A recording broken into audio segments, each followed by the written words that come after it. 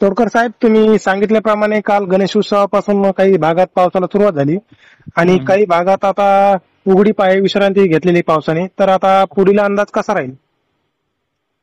बघायला गेलं तर महाराष्ट्रामध्ये 100% पाऊस तर कुठे उघडणारच नाहीये. इथं हो प्रचिती आपण याच्या अगोदरही सुद्धा लाईव्हच्या माध्यमातून, तुमच्या व्हिडिओच्या माध्यमातून शेतकऱ्यांनी दिली आहे. हो हं?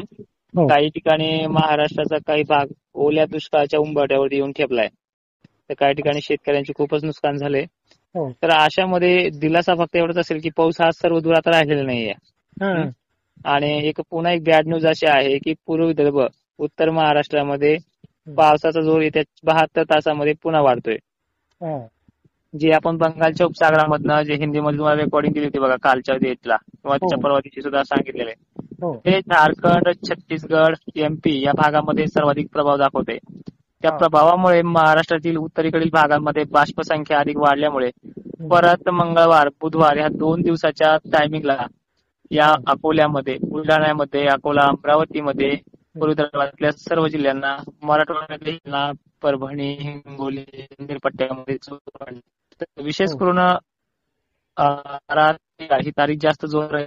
त्यानंतर उद्याचेही रेट भाग बदलत पावसाचे आहे. पट्ट्यामध्ये, लातूर पट्ट्यामध्ये, बीडचाही काही दक्षिणेकडील भाग, नगरचा दक्षिणेकडील भाग, सोलापूर वगैरे त्याचा जोर अजूनही कमी होणार आहे. ते या शेतकऱ्यांना कामे करता येईल. ज्यांची कामे रखडली असतील, काही पिकं काढणी आली असेल, हार्वेस्टिंगला आले असतील तर करू शकता. सर्व दूर पाऊस नाहीये, 10-5 ठिकाणी पडेल. पण जी पूर्व विदर्भाची कंडिशन आहे ती जैसे की तैसे 15 तारखेपर्यंत कायम राहणार आहे.